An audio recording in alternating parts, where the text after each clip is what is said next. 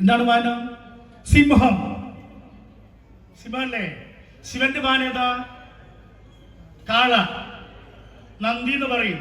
ഈ കാളയും സിംഹവും ഒരുമിച്ച് കണ്ടാൽ എന്താ നമസ്തേ എന്ന് പറയോ? എന്ത് ചെയ്യും? പരസ്പരം തിന്നൂലേ അല്ലേ? പക്ഷെ ഒരുമിച്ച് ജീവിക്കുന്നില്ലേ? അതുപോലെ നോക്ക്, ഗണപതിയുടെ വാഹനം ഏതാ? മൂഷികൻ, എലി. ശങ്കർ ഭഗവാന്റെ ശിവന്റെ കഴുത്തിലുള്ള എന്തെന്നാ സാധനം? ശിവന്റെ കഴുത്തിൽ എന്താണല്ലേ മക്കളെ? പാമ്പ്. പാമ്പും എലിയും കണ്ട ഗുഡ് മോർണിംഗ് പറയോ? ഹായ് ഹലോ എന്ന് പറയോ? എന്ത് ചെയ്യും? പാമ്പ് എലിയെ തിന്നു. അതുപോലെ കാർത്തികന്റെ വാഹനം എന്താണ്? കാർത്തികന്റെ വാഹനം മയില്. Very good. എനിക്ക് ഞാൻ പ്രത്യേക സമ്മാനം തരുന്നുണ്ട് കേട്ടോ. മയില്. ഈ മയില് പാമ്പിനെടുക്കാൻ തോന്നും. ഈ പരസ്പരം തിന്നുന്ന എല്ലാ ജീവികളും അടങ്ങുന്ന ഒരു കുടുംബമാണ് നമ്മുടെ ശിവന്റേത്. പക്ഷേ ആ കുടുംബം തരുന്ന സന്ദേശമുണ്ട്. നമ്മൾ വിചാരിച്ചാൽ ഒരുമയോടെ എല്ലാവർക്കും താമസിക്കാൻ കഴിയും. പക്ഷെ അത് താമസിക്കണം എന്ത് ചെയ്യണം? നമുക്കതിനായിട്ടുള്ള ഒരു ഹൃദയം വേണം.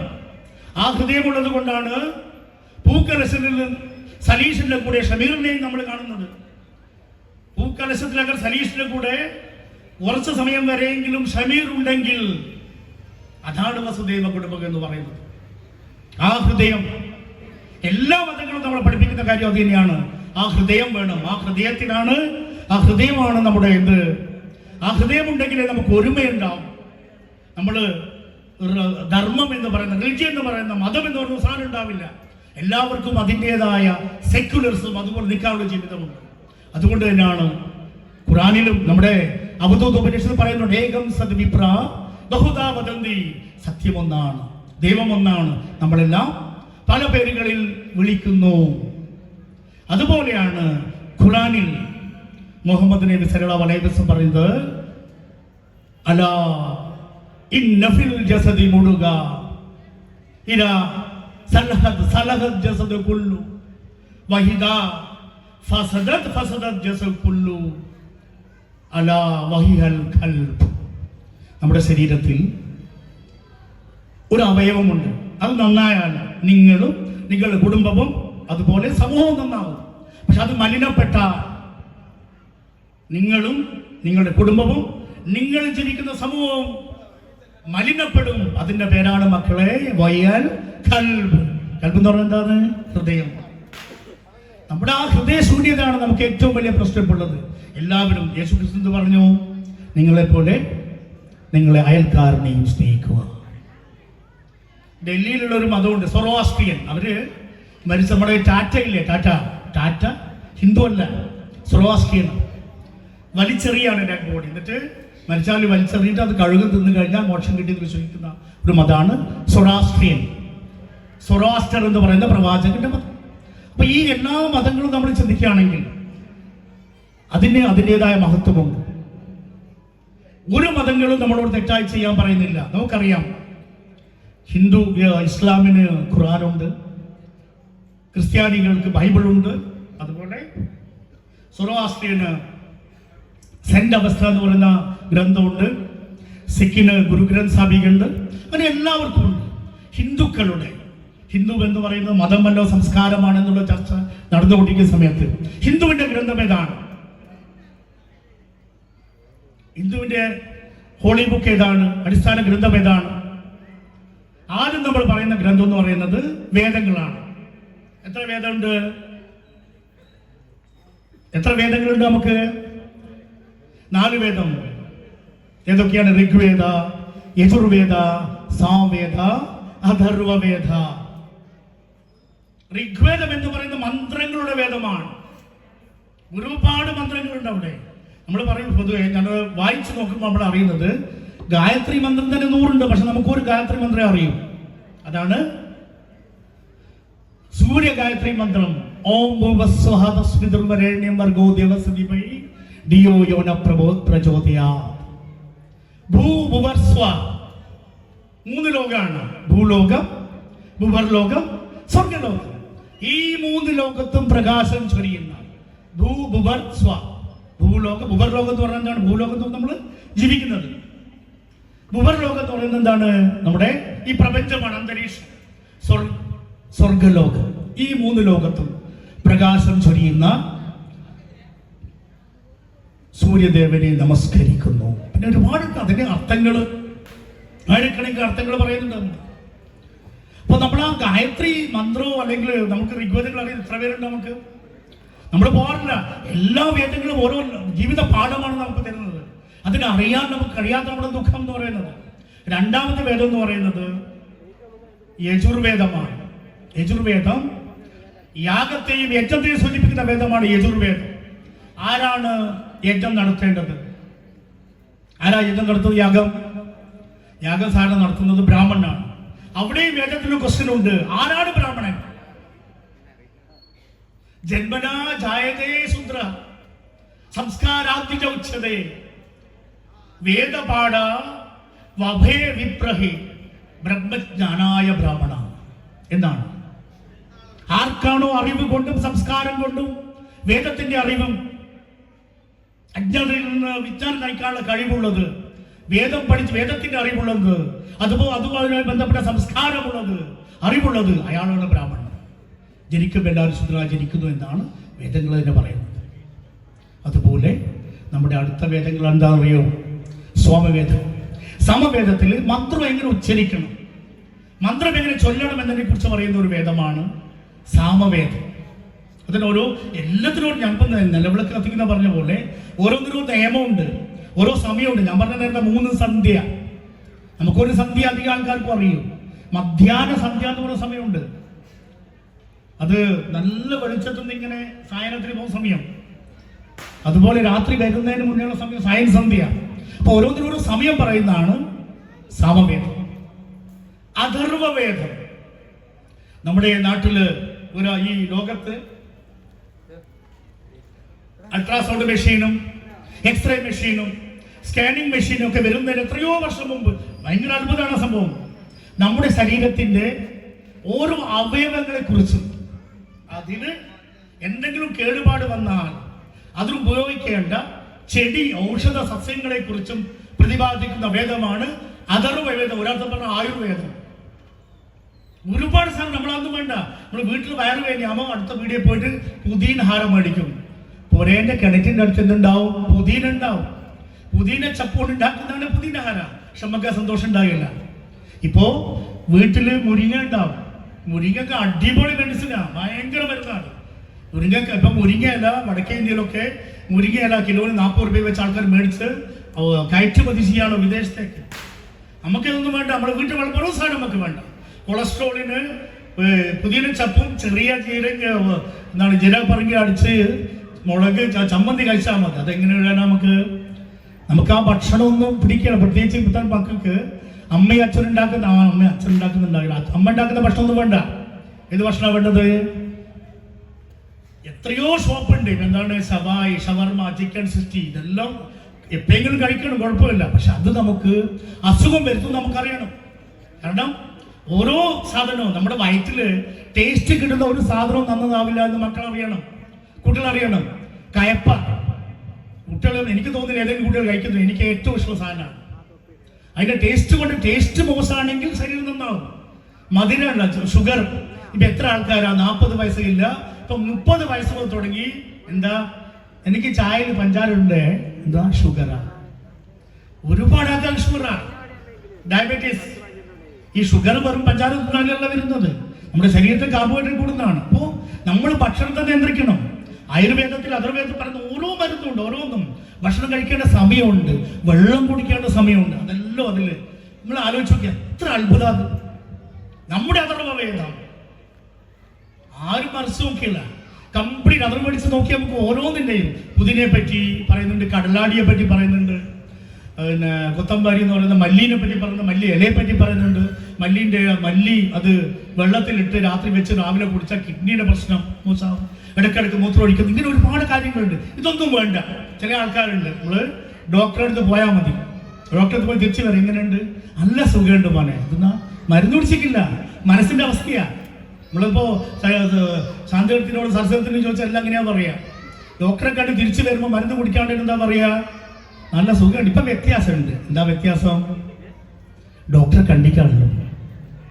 മാനസികാവസ്ഥയാണ് നമ്മുടെ ഒരു അസുഖത്തിലുള്ള സുഖത്തിലുള്ള മാനസികാവസ്ഥയാണ്. അപ്പൊ നമുക്കത് അഥർവവേദം അത് നമ്മുടെ വ്യക്തി ജീവിതത്തിലുള്ള നമ്മുടെ വ്യക്തി ജീവിതത്തിൽ ഏറ്റവും കൂടുതൽ നമ്മുടെ ഡോക്ടറെ കാണേണ്ട അവസ്ഥ വരാത്തൊരു ഇതുണ്ട്. അതാണ് അഥർവവേദം എന്ന് പറയുന്നത്. ഈ 4 വേദങ്ങൾ കഴിഞ്ഞ് അടുത്ത ഏതാണെന്നറിയോ? ഉപനിഷത്ത്. 41 ദിവസം വ്രതമെടുത്ത് കല്ലും മുള്ളും കാലിക്കമെത്തി എന്ന് പറഞ്ഞുകൊണ്ട് 18ാം പടി ചവിട്ടി മുകളിലെത്തുന്ന ഭക്തനോട് ധർമ്മശാസ്ത്രം പറയാ, തത്വമസി തത്വം അസി. ഇതും എന്താണെന്നറിയോ? ചാന്തോഗ്യ ഉപനിഷത്തിൽ വരിക. ചാന്തോഗ്യ ഉപനിഷത്തില് ഉദ്ധാരകൻ ശ്വേതകേതുവോട് പറയുന്ന വരിക, തത്വമസി തത്വം അസി, അത് നീയാകുന്നു എന്ന് പറഞ്ഞാൽ ഭക്ത ഇവിടെ വരട്ട് 40 ദിവസം വ്രതം എടുത്തിട്ട് പാണ്ട് ചവിടി പടി ചവിട്ടിയിട്ട് അവിടെ എത്തുന്ന ഭക്തൻ ധർമ്മശാസ്ത്രം പറയാ, എടോ നീ ഞാൻ തന്നെയാ, ഞാൻ നീ തന്നെയാ എന്ന് പറയുന്ന അർത്ഥം പ്രപഞ്ചത്തിലെ ഓരോ ജീവജാലങ്ങളിലും ദൈവം കുടികൊള്ളുന്നു. അതാണ് തത്വമസി. ഞാൻ നീയാകുന്നു. ഇപ്പൊ നമ്മള് ഒരു സുരേഷ് മാഷ് പറഞ്ഞ കഥയാണ് അത്. എവിടെ ദൈവത്തിന്റെ കല്ല് വെച്ചാൽ അവിടെ ഭക്തന്മാരുണ്ടാവും. അപ്പോ എനിക്ക് മനുഷ്യർന്ന് ഒഴിവാൻ വേണ്ടി ഒരു സ്ഥലം പറഞ്ഞു പറഞ്ഞു. ദൈവം അടുത്ത ആളോട് ചോദിച്ചാ, എനിക്ക് തൽക്കാലം ഒന്ന് ഒളിച്ചു നിൽക്കണം. ഏതാ ദൈവം ആൾക്കാർ വരാത്ത സ്ഥലം, മനുഷ്യൻ വരാത്ത സ്ഥലം ഏതാ എന്ന് പറഞ്ഞ ഒരു സ്ഥലത്തിന്റെ പേര് പറഞ്ഞു. സ്ഥലം എന്താ അറിയോ? ദൈവത്തിന്റെ അടുത്ത ആള് പറഞ്ഞു ദൈവത്തോട്, നിങ്ങളൊരു കാര്യം ചെയ്യും, മനുഷ്യന്റെ ഹൃദയത്തിൽ ചെല്ല്, ഹൃദയത്തിൽ ഒളിച്ചോ, ഒരാളെ തപ്പിയൊക്കെയല്ല. നമ്മുടെ ഹൃദയത്തിൽ ദൈവചൈതന്യ ദൈവത്തെ വെച്ചുകൊണ്ട് നമ്മൾ അന്വേഷിക്കും എവിടെയൊക്കെ ദൈവമുണ്ട്. പ്രാർത്ഥിക്കണം. പക്ഷേ നമ്മൾ പ്രാർത്ഥിച്ചാൽ മാത്രം കിട്ടുന്നതല്ല, കർമ്മം കൊണ്ടും സംസ്കാരം കൊണ്ടും നമ്മുടെ നല്ല സംസ്കാരം കൊണ്ടും മാത്രം കിട്ടുന്നതാണ് എന്ത് ദൈവചൈതന്യം അല്ലെങ്കിൽ ദൈവകൃപ എന്ന് പറയുന്നത്. അപ്പൊ ഇപ്പൊ പറഞ്ഞിരിക്കുന്ന ഏതാണ്? അതുപോലെ മറ്റൊരു ഉപനിഷത്താണ് അറിയോ? ബൃഹദാരണോപനിഷത്ത്. നമുക്ക് എല്ലാവർക്കും അറിയാം. അസതോമ സദ്ഗമയ എല്ലാവർക്കും അറിയില്ലേ? തമസോമ ജ്യോതിർഗമയ മൃത്യോമ അമൃതം ഗമയ. തമസോമ ജ്യോതിർഗമയ. നമ്മള് മക്കളെ ബർത്ത്ഡേ ഒക്കെ എല്ലാവരും ആഘോഷിക്കല്ലേ?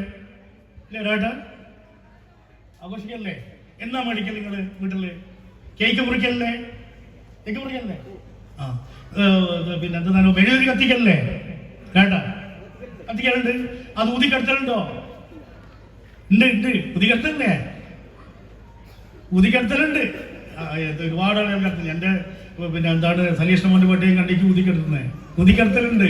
നമ്മളെ ബൃഹദാനുഷ് പറഞ്ഞ അസതോമ സദ്ഗമയ, അസത്യത്തിൽ നിന്ന് സത്യത്തിലേക്ക് നയിക്കുമാറാകട്ടെ. തമസോമ ജ്യോതിർഗമയ, അന്ധകാരത്തിൽ നിന്ന് തമസിൽ നിന്ന് ഇരുട്ടിൽ നിന്ന് വെളിച്ചത്തിലേക്ക് നയിക്കുമാറാകട്ടെ. മൃത്യോമ, മരണാവസ്ഥയിൽ നിന്ന് മരണമില്ലാത്ത അവസ്ഥയിലേക്കാണ്. നമ്മള് ഹാപ്പി ബർത്ത്ഡേ ടു യു പാടില്ലേ? ഇല്ലേ? ഉണ്ട്. ഹാപ്പി ബർത്ത്ഡേ ആരെ എഴുതിയെന്നറിയുന്നത്? 1800 കാലഘട്ടങ്ങളില് സ്കൂള് പിന്നെ ഇംഗ്ലണ്ടിലെ സ്കൂൾ എഴുതിയൊരു പാട്ടാ, ഗുഡ് മോർണിംഗ് ടു ഓൾ. അതിപ്പം ബർത്ത്ഡേ നമ്മള് വേദങ്ങളിലെ ബർത്ത്ഡേ സന്ദേശം അറിയുന്നത്. സുദിനം ജന്മദിനം തവ ഭവതു മംഗളം ജന്മദിനം ദീർഘായു ഭവ. ഇതാണ് പാട്ട്. ഇത് വെച്ചുകൊണ്ട് നമ്മൾ കേക്ക് മുറിക്കും, മെഴുകുതിരി കത്തിക്കും, അത് ഊതിക്കെടുത്തും തമസമ ജ്യോതിർഗമ എന്ന് പറയുകയും ചെയ്യും. ഇന്നു മുതൽ നമ്മുടെ അതുപോലെ കേക്ക് ആരുണ്ടാക്കിയ കേക്കാ നിങ്ങൾ അറിയോ? അത് എങ്ങനെ ഉണ്ടാക്കുന്ന അറിയല്ല. അമ്മേന്റെ കൈ കൊണ്ട് പാൽപ്പായസം ഉണ്ടാക്കി മടിയിലിരുത്തി, മോൻ എത്ര വലുതായാലും അമ്മയ്ക്ക് മോൻ തന്നെയാണ്. ആ മാനസികാവസ്ഥയാണ് നമ്മുടെ. പാൽപ്പായസം ഉണ്ടാക്കി 2 സ്പൂൺ വായിലിട്ട് കൊടുക്കുക, ബാക്കി എല്ലാവർക്കും പാൽപ്പായസം കൊടുക്കുക. ഈ കേക്ക് ഒഴിവായിക്കൂടെ? ഹാപ്പി ബർത്ത്ഡേ ടു യു ഒഴിവാക്കിക്കൂടെ? ചെയ്യണം. അതാണ് നമുക്ക് നല്ല സുദിനം ജന്മദിനം തവ ഭവതു മംഗളം. പിന്നെ അത് ദീർഘായുസിന്റെ ഒരുപാട് കാര്യങ്ങൾ പറയുന്നുണ്ട്. നമ്മളതൊന്നും ചെയ്യൂല. നമുക്ക് ആവശ്യം നമ്മുടെ ഷോർട്ട് കട്ടാണ്. അതും പിന്നെ വൈകുന്നേരം പെണ്ണുങ്ങളൊക്കെ ഇവിടുത്തെ നിങ്ങളല്ലേ പുറത്തുള്ള പെണ്ണുങ്ങൾ പ്ലേറ്റ് കഴുകേണ്ട ബുദ്ധിമുട്ടുകൊണ്ട് വൈകുന്നേരം പുറത്തുനിന്ന ഭക്ഷണം. അത് ഭർത്താവിന് പിടികിട്ടില്ല. പ്ലേറ്റ് കഴുകേണ്ട ബുദ്ധിമുട്ടാണ്, ഏറ്റവും വലിയ ബുദ്ധിമുട്ടാണ്. പുറത്തുള്ള ഫാസ്റ്റ് ഫുഡ് കഴിച്ച് 40 വയസ്സാകുമ്പോഴേക്കും നമ്മൾ പറയാത്താണെങ്കിൽ തടിയെല്ലാം കൂടി എന്തല്ല എനിക്കില്ല, സൂക്കേടൊന്നുമില്ല, പ്രഷർ, ഷുഗർ, കൊളസ്ട്രോൾ, നമ്മൾ എളുപ്പക്കാർക്കെങ്കില്ല എന്ന് വിചാരിക്കാം. അതുപോലെ ഉപനിഷത്തിലെ ഓരോ കാര്യങ്ങളും നമ്മുടെ ജീവിതത്തിലെ മൂല്യങ്ങളാണ്. നമ്മൾ ചെയ്യേണ്ട കാര്യങ്ങളെ പറ്റിയാ പറയുന്നത്. നിങ്ങളെല്ലാവരും പോക്കറ്റിലുണ്ട് മുണ്ടകോപനിഷത്തിലെ ഒരു വരി പറയാം. എല്ലാവരും പോക്കറ്റിലുണ്ട് മുണ്ടകോപനിഷത്ത് ഒരു വരി, എല്ലാവരും പോക്കറ്റിലുണ്ട്. അമ്പല കമ്മിറ്റിക്കാരടുത്ത് കൂടുതൽ ഉണ്ടാവും. അത് എന്തെന്നാ പൈസേന്റെ മുകളിൽ എഴുതിയേ നമ്മുടെ ഇന്ത്യയുടെ ദേശീയ മുദ്രാവാക്യം സത്യമേവ ജയതേ. മുണ്ടകോപനിഷത്ത് എല്ലായിടത്തും ഉണ്ട്, രണ്ടിടത്തും കുറച്ച് അധികമുണ്ട്. അമ്പല കമ്മിറ്റിക്കാർ കൂടുതലുണ്ട്, എല്ലാവരും പോക്കറ്റിലുണ്ട്. നമ്മൾ അതൊന്നും അറിയുന്നില്ല. സത്യമേവ ജയതെന്ന് പറയും, കാണും. പക്ഷെ നമ്മൾ സത്യമേവ ജയതെന്ന് നമുക്കറിയാം. സത്യം വിജയിക്കും. എത്ര ആയാലും കുറച്ചു നേരത്തെ കള്ളത്തരം വിജയിക്കും. നമ്മള് പിന്നെ പറയുന്ന പോലെ അങ്ങനല്ലേ, സത്യമേവ ജയത്തെ. ഓരോ കാര്യങ്ങളും നമുക്ക് പറഞ്ഞു തരുന്ന ജീവിത പാഠങ്ങളുള്ള സാധനം, ജീവിത മൂല്യങ്ങൾ തരുന്നതാണ്. ജീവിതം എങ്ങനെ ജീവിക്കണം. ഞാൻ പറഞ്ഞിരിക്കുന്ന അസതോമി ആയാലും തത്വമസി ആയാലും ഏകം സത് വിപ്ര ബഹുധാ വദന്തി ആയാലും ഉത്കൃഷ്ടത ജാഗ്രത പ്രാപ്യവരാ നിബോധിത ആയാലും ഇതെല്ലാം നമുക്ക് തരുന്ന ഓരോ മൂല്യങ്ങളും ജീവിതം. അത് ഇല്ലാത്തതാണ് ഇന്നത്തെ യുവതലമുറ. അതിനെക്കുറിച്ച് അറിയാത്തതും അത് ജീവിതത്തിൽ നമ്മൾ ഇപ്പം എല്ലാവരും പറഞ്ഞു വന്ദേ മാതരം ചൊല്ലും പറഞ്ഞ് നമ്മുടെ അവിടെ ഭയങ്കര പ്രശ്നമാണ് വടക്കേ ഇന്ത്യയിൽ. ഞാൻ പറഞ്ഞു വന്ദേ മാതരം ചൊല്ലിയോട് ഒരു കാര്യമില്ല. വന്ദേ മാതരം ഹൃദയത്തിൽ വെക്കണം, മാതൃഭൂമിയുള്ള സ്നേഹം. അപ്പൊ നമ്മുടെ ഉപനിഷത്ത് ഇത്രയും കാര്യങ്ങൾ ചെയ്താണ്. മറ്റൊന്നെന്താ വേണ്ടിയുള്ളത്? പുരാണങ്ങളാണ്. എത്ര പുരാണമുണ്ട്? ഒരുപാട് പുരാണമുണ്ട്. ഒരു പുരാണം പറ. ബ്രഹ്മപുരാണം, വിഷ്ണു പുരാണം, ശിവപുരാണം, മത്സ്യപുരാണം, അങ്ങനെ ഒരുപാട് പുരാണങ്ങൾ. ഈ എല്ലാ പുരാണങ്ങളും കൂടെ ഒരൊറ്റ പൊരുളാണ് തരുന്നത്, ഒരൊറ്റ സന്ദേശം. അതെന്താ അറിയോ? അതേതാ? പരോപകാര പുണ്യായ പാപായ പരപീഡന. യേശുക്രിസ്തു പറഞ്ഞ നിന്നെ പോലെ നിന്റെ അയൽക്കാരനെ സ്നേഹിക്കുക. അതിൽ ഏറ്റവും പ്രിയപ്പെട്ട വരി അതെന്നറിയോ? നിന്നെ പോലെ. അയൽക്കാരനെ സ്നേഹിക്കുന്ന കാര്യമല്ല. അവിടെ മഞ്ഞ സാരിയമാണ്, ഇവിടെ മഞ്ഞ സാരിയമാണ്, അവിടെ ചുവന്ന കാറ് വന്ന് ഇവിടെ ചുവന്ന കാറ് വേണമെന്നുള്ളതല്ല. ആ കാറിൽ എന്നെ കൂടെ കൂട്ടുമോ എന്ന് ചോദിക്കുന്ന അവസ്ഥ ഉണ്ടാവണം. പരോപകാര പുണ്യം, മറ്റുള്ളവരെ സഹായിക്കുന്നത്. ഉപകാരം ചെയ്യുന്നത് പുണ്യവും മറ്റുള്ളവരെ ദ്രോഹിക്കുന്നത് പാപവുമാണ്. അതുകൊണ്ടാണ് നമ്മൾ കുട്ടികളെ പറയുന്നത്, മോനെ സ്വർഗവും നരകവും ഉണ്ട്. എന്താ ചെയ്യാ? മരിച്ചു കഴിഞ്ഞാല് നമ്മൾ പാപം ചെയ്തിട്ട് എന്ത് ചെയ്യും? നമ്മൾ ചെന്നാൽ നമ്മൾ മുടിയെടുക്കും, മുടീന ഒരു ചെറിയ ഭാഗമാക്കിയിട്ട് നമ്മളോട് അത് പാലുണ്ടാക്കിയിട്ട് പാലം കടക്കാൻ പറയും. എന്ത് ചെയ്യും? പാപം ചെയ്യുന്ന ആൾക്കാർ താഴെ വീഴും. താഴെ നിന്ന നരകം, അപ്പുറം ചെന്ന് എന്താകും? സ്വർഗം. അത് പറഞ്ഞു കൊടുക്കുന്നത് എന്തുകൊണ്ടാ? കുട്ടികൾ തെറ്റ് ചെയ്യരുത് എന്നുള്ളത് കൊണ്ടാണ്. ഈ പുരാണങ്ങളെല്ലാം നമുക്ക് ചെയ്യുന്ന സന്ദേശം ശരിക്കും നമ്മൾ അത് ഉൾക്കൊണ്ടാൽ മാത്രം മതി ജീവിതത്തിൽ ആരും കുറ്റം പറയാത്ത നല്ലൊരവസ്ഥയായി മാറണം. പിന്നെ ഏത് ഗ്രന്ഥം നമുക്ക് ഇനി ബാക്കിയുള്ളത്? നീ കർമ്മം ചെയ്തോളൂ, റിസൾട്ട് പിന്നെ കിട്ടും. പരീക്ഷ എഴുതിക്കോ, ജീവിതം എന്ന പരീക്ഷ എഴുതിക്കോ. അതാരാ പറഞ്ഞേ? കുരുക്ഷേത്ര യുദ്ധത്തിൽ ശ്രീകൃഷ്ണൻ അർജുനനോട് പറഞ്ഞതാണ്, കർമ്മണ്യേ വാധികാരസ്യ മാ ഫലേഷു കദാചന. കർമ്മം ചെയ്തോ, മാ ഫലേഷു, ഫലം വേണ്ട, ഫലം ചിന്തിക്കണ്ട, അത് തനിയെ കിട്ടും. നന്നായി പഠിച്ചാൽ എനിക്ക് പരീക്ഷ എഴുതാനാവും. പഠിച്ചിട്ടില്ലേ പിന്നെ അതേപോലെ ഉണ്ടാവും. 100 പഠിക്കണമെങ്കിൽ അതിൻ്റെതായ അധ്വാനമുണ്ട്. അതാണ് നമ്മുടെ ദൈവങ്ങൾ. അതിൽ ഏറ്റവും പ്രധാനമുണ്ട് ഭഗവത്ഗീത പറഞ്ഞിരിക്കുന്നത് എന്താണ്? യഥാ യഥാ ഹി ധർമ്മസ്യ ഗ്ലാനിർഭവതി ഭാരത അഭ്യുത്ഥാനം അധർമ്മസ്യ ദർശനം നിശാത്മകം പരിത്രാണായ സാധൂനാ വിനാശായ ചതുഷ്കൃതാം ധർമ്മ സംസ്ഥാപനാർത്ഥായ സംഭവാമി യുഗേ യുഗേ. ഇതേ കാര്യം ഒരു സംഭവം എന്താണ്? വില്യം ഷേക്സ്പിയർ ഇംഗ്ലണ്ടിൽ പറഞ്ഞു. വില്യം ഷേക്സ്പിയർ ഇംഗ്ലീഷും പറഞ്ഞ കാര്യമാണ്. അധർമ്മം എപ്പോ ഉണ്ടോ അങ്ങനെയാണ് കൃഷ്ണനും മര്യാദ പുരുഷോത്തമ രാമനും